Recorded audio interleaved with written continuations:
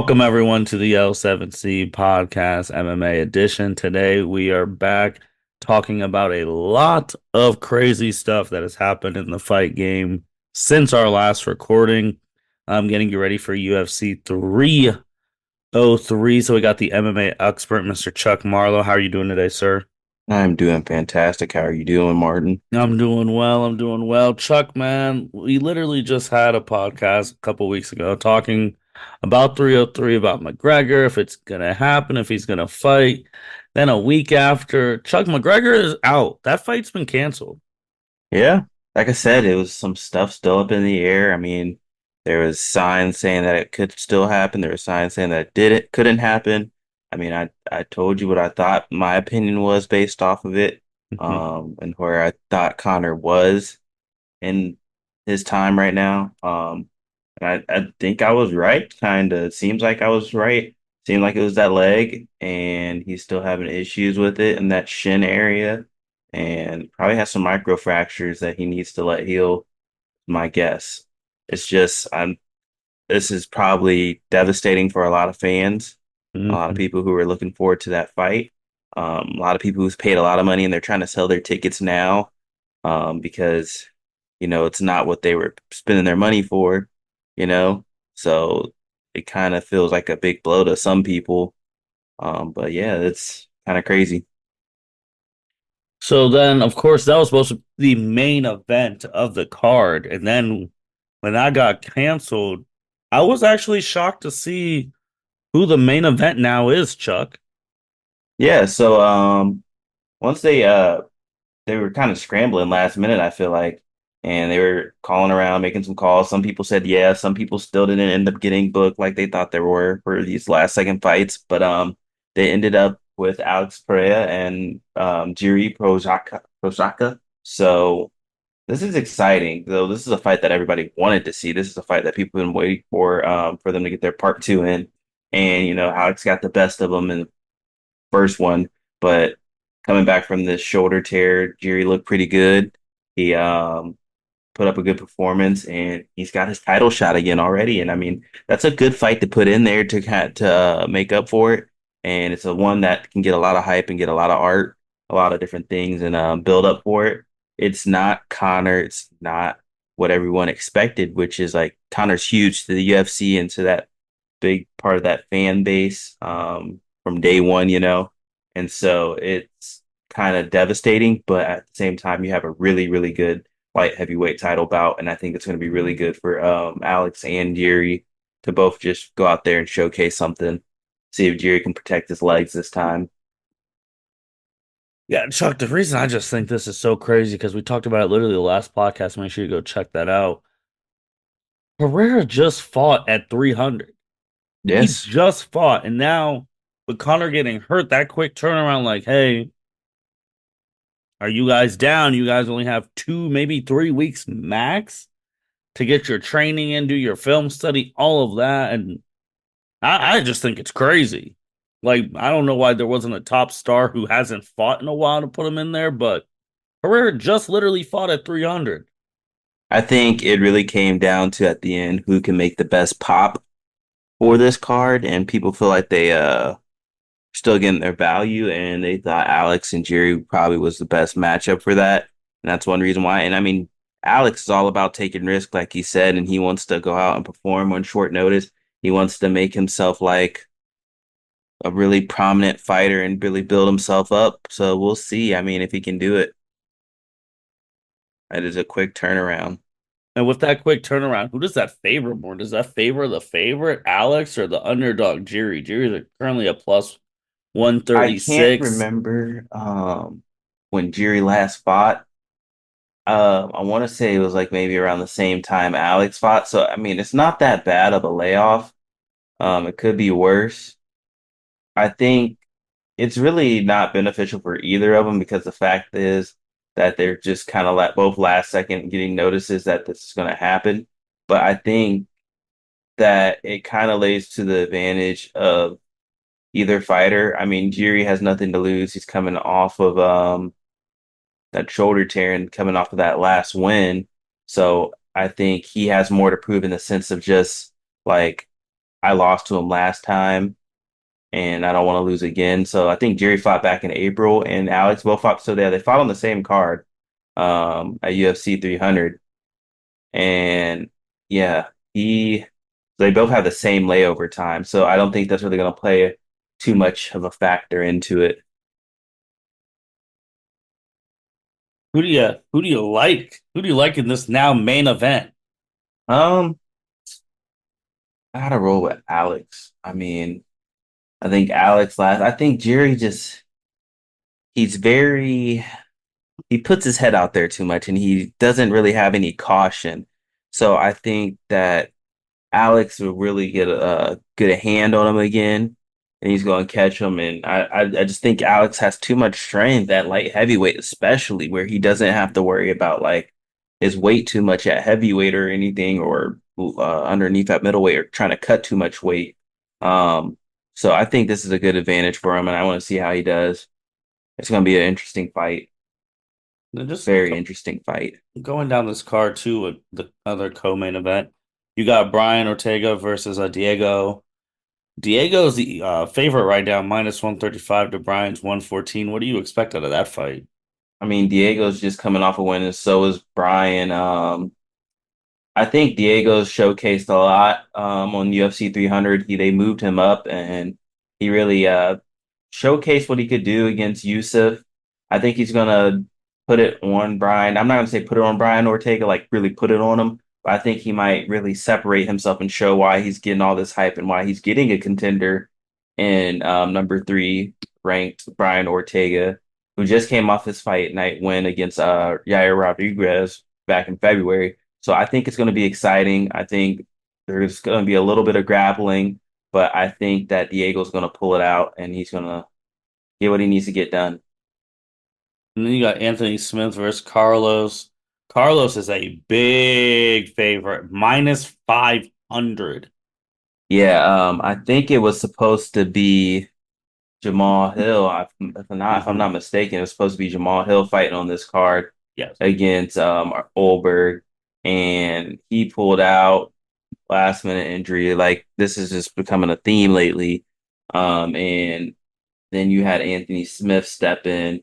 So I think that Carlos Olberg is on the rise right now, and Anthony Smith he's in this like stage in his career where he's still being a journeyman. He's winning some fights, he's losing some fights, he's winning some fights, he's losing some fights. He's not really consistent, so he's trying to really show why he needs to still have that number next to his name. Carlos Olberg's just trying to showcase the reason why he needs to be at the top light heavyweight, potentially coming for Jiri or Alex soon. Then you got the women's bantamweight going down. You got Silva versus Macy. Macy underdog plus 170. Silva the favorite minus 205. Who do you like there?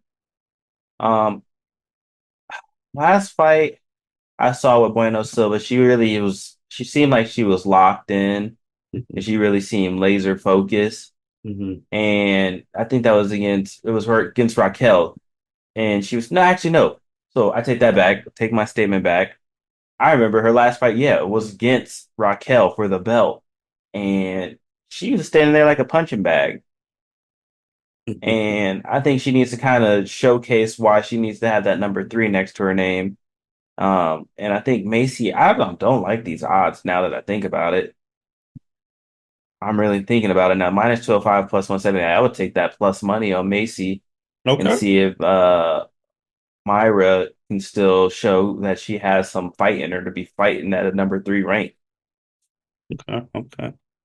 Then you got Gary versus Page. There's currently no odds right now.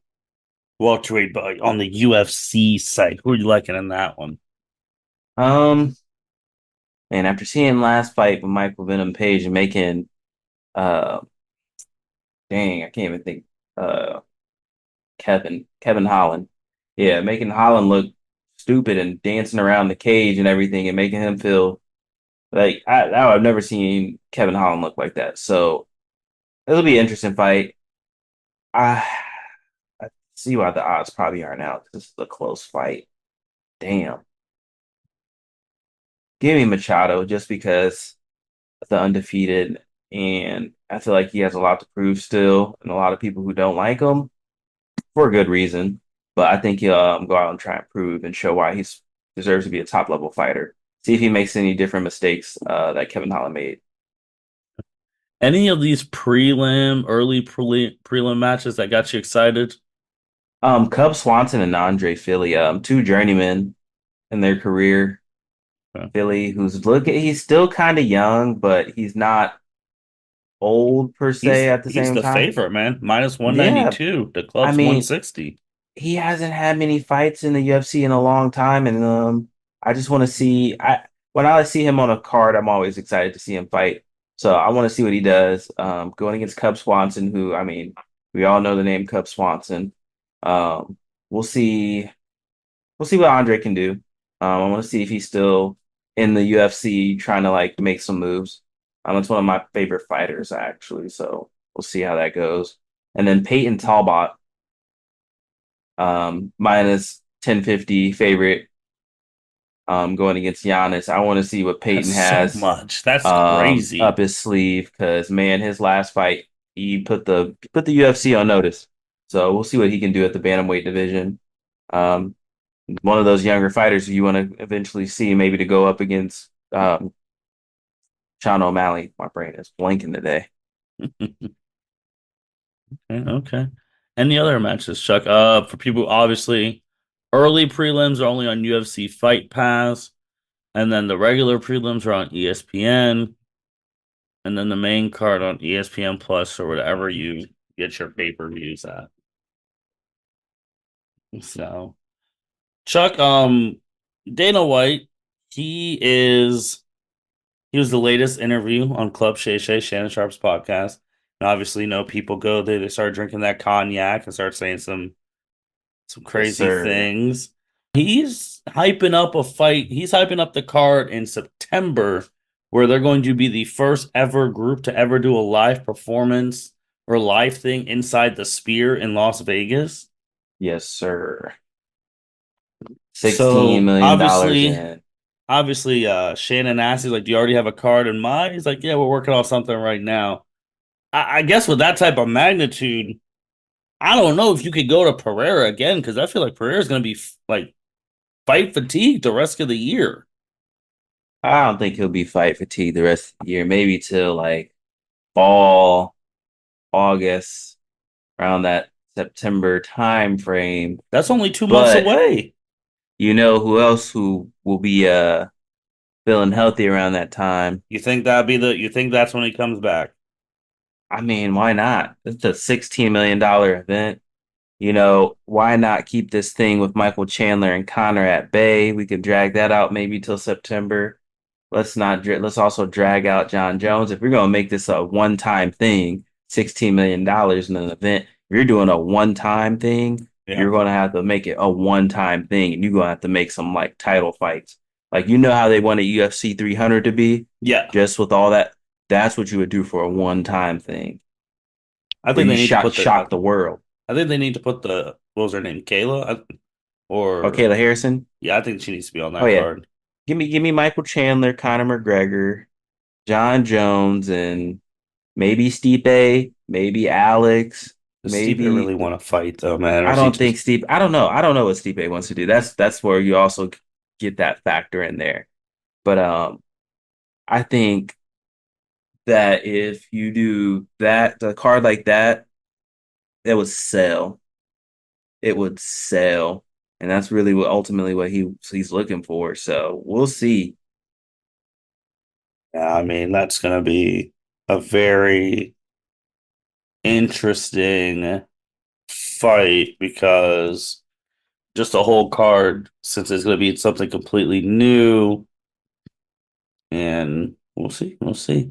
Chuck, switching over to boxing, like we talked about last time, since these places are booked and whatnot. Obviously, Mike Tyson's not fighting in July because he's of his injuries, and they're gonna redo that and they're gonna have that match later on. But since the place was booked, the replacement is Platinum Mike Perry. Yes, sir. He is going to Platinum be Mike. fighting Mr. Paul, and some people believe he's going to He's gonna win pretty handily. I don't know about that. I don't know. So if this whole Jake Paul pay it off thing still like what I think it is in my head, then I think Mike Perry loses. Now, if it's what I think it's supposed to be and how if it's real, not scripted, then I think that Mike Perry will win. No, I think Mike Perry, I mean, he does bare knuckle fighting. I mean, his chin has seen some hits for sure, Right. but I don't think that he's washed in a sense. He's not, he's a little bit younger than, he's at least a lot bit younger than Mike Tyson, and he's a little bit younger than some of the other fighters that Jake Paul usually goes against, but he's not a boxer at the end of the day. I mean, he kind of boxes with bare knuckle fight club like and stuff like that. So I'm not going to say he's not a boxer per se, but I just, it's not the same as bare knuckle fight club. So we'll see. But I think that if it's going to be anyone who really does something, it definitely will be Platinum Mike Perry. Man, it's just like you said at the very beginning. If you feel the way it's gonna go, because anytime now with these Paul brothers, their fights, I just see it only going one way. Like I Yeah, just don't see them picking people who could actually beat them up. scared of competition. Yeah, they're scared. They're scared. But speaking of competition, man, Ryan Garcia, the second test and all that stuff have come in.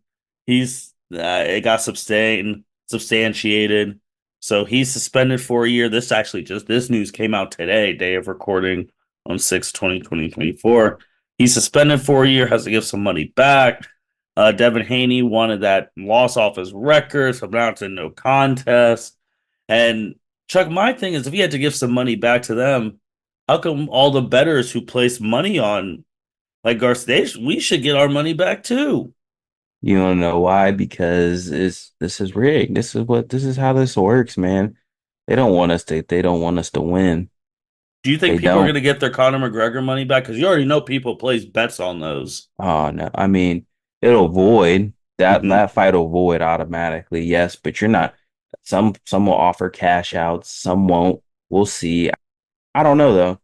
I had some of mine and some voided, some are still going, so we'll see.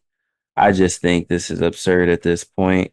Um, all these sports books are just playing with our money. Garcia also said he's retiring today, even though he's suspended for a year, and he's going to go try out UFC. Yeah, I think at this point he's just talking. I mean, he's I don't know what's up with this guy anymore. I don't know what's an act. I don't know what's real. I think he's just somewhat insane, somewhat a genius, somewhat just all over the place. So I think he needs to figure out what he's doing, but we know the UFC ain't it because I mean, Dana let his fighters say anything. He doesn't care, but this nutcase and everything else surrounded around him right now, probably not. And then what? Man, that's kind of crazy too, because right now, who would you say Javante Davis is probably the most exciting boxer right now? Him and Terrence Crawford. Yeah, Terrence freaking Crawford. Like, yeah, ever Yeah. since and he's been quiet ever since he destroyed Earl Spence. He's just been chilling. I mean, thought maybe potentially him and Canelo would happen. Canelo seems like he's ducking. We'll see. I mean, there's other fighters out there. There's other boxers. We'll see if someone maybe wants to fight him. I mean, people start ducking you once you start really knocking people out. That is true. That is true. Chuck, what's the expectation level going back to UFC for 303? Like, where are you at on like excitement levels on a scale of 1 to 10 on this card? As far as the card they have together for Pereira and Jiri, it looks good. I mean, it checks out. It seems like a regular card. It's not the 300. People need to die down from the hype of 300 and relax. Now we're on to our common era again till we get to September, it sounds like, and then maybe once we get back to UFC 350 and then 400, we'll see some more stuff. But for now, just relax. This is a good fight. This is a good card. I think we got a lot of good fighters in there, a lot of young fighters. We got a good mix of old fighters too, some good balance. So we'll see how the fights play out, and then that's how I'll be able to score this card. And just talking about other cards going forward, because this all, again, a lot of crazy stuff was happening since our last podcast. I mean, Adesanya, he's back, 305, main Oh event. yeah. Yeah, I mean, we got a lot of stuff shaking up here. So I'm excited. I can't wait to see what happens. Dana's he's doing his job. He's working hard. He's trying to feed some families. So we'll see. That's what he says. Yeah, Adesanya's coming back, 305, August 17th. After 303, you got the fight nights, but then 304, Leon Edwards versus Yeah. Muhammad too. That's a 30. I mean, this weekend, I mean, if we're on the topic of fighters uh dropping out, I mean, it was supposed to be this Saturday. It'll be the 22nd, so the podcast will drop after, but it was supposed to be Kamzat versus Whitaker, and Mm. Kamzat was definitely ill, and so he had to drop out of the fight. And they had to get Oliskarov to come in and fight. So hopefully Whitaker just walks through him. That's what I'm hoping for. But it was exciting to see Kamzat. But this is like the sixth fight that Kamzat's got pulled out of for getting sick. They were trying to say that maybe he had like a really bad food poisoning, which most people are calling BS. And then Is there a they're financial just saying that he was penalty for definitely pulling out ill. of fights, Chuck? Uh, to my knowledge, probably. I mean, depending on the situation, it's probably circumstantial. So, like, if you got hurt or something, and it was a freak accident. There's nothing you could do about it. All right. I mean, we get it. It happens. Injuries happen. You're a combat sport athlete, so you're gonna have wear and tear on your body and damage and stuff like that's going to happen when you train too, because you're fighting when you train. So, I mean, injuries are going to happen. But like sickness and it just depends. Like say you're out in the club and you're doing something stupid and you can't fight now because you did something dumb. That's seem more circumstantial where you might get fined or something like that. Chuck, anything else about the fight game? I know we were literally here 2 weeks ago, and then all this breaking news. So we're covering all this now, and then we'll be back reviewing what Pereira does in this fight, in this card. And if this card, I feel like this card now with the McGregor thing, it lost a little luster because, like we talked about earlier, a lot of people, especially, were flying from Ireland to come watch this fight and all that. And then McGregor's not fighting, so now the little buzz, but you got Pereira in there. So I'm interested to see what the crowd's going to be like at 303. Look out for Kai Asakura from Ryzen. He just signed over to the UFC. He's a bantamweight. Mm-hmm. Um, I watched some of his highlights. I watched some of his old fights and stuff. Kid has knockout power at bantamweight. So I'm excited to see what that also brings into the picture. Rising forward, he has a lot of hype around his name to be a generational type of fighter. So we'll see. Um, Especially with that following from Asia, that he could rise to stardom easily. So we'll see. I think this bantamweight division is getting really, really, really crowded, and I'm loving it because it's just competition at every single fight. I know. UFC 303, major shakeups. Haven't seen shakeups like this in a long time. That will be Saturday. What was it again? Next week, day of recording. So on the 30th. Let me Yeah. just double check. No, the 29th. I'm sorry. Yep, Saturday, June 29th, UFC 303. Like I say every time, if you cannot watch the UFC pay-per-view because you don't have ESPN Plus, you don't want to pay for ESPN Plus, you don't know any other sites to go to, you don't want to risk getting viruses or whatnot, follow our guy Chuck on social media, particularly Twitter. Chuck is up all night watching the fights. Even if you take a little nap, if you're watching from like 10 o'clock, you want to take a little nap before the main event, you could wake up, go to Chuck's Twitter. He'll have all the fights round by round, what he thought. I'm telling you, there are times where I've been even I, slacking lately. there's even Slack. times where I doze off and right before a main event. If I'm just watching it alone, I wake up, I go to Chuck's Twitter, read all what's been going on, and I'm caught right back up for the main event. I'm telling you, he does great work during these pay-per-views. Yeah, I've been slacking lately. I gotta get back on that. I've just been doing I've been doing recaps lately, but I gotta definitely get back to the round by round because I love the round by round analysis when I get to sit down and just lock in.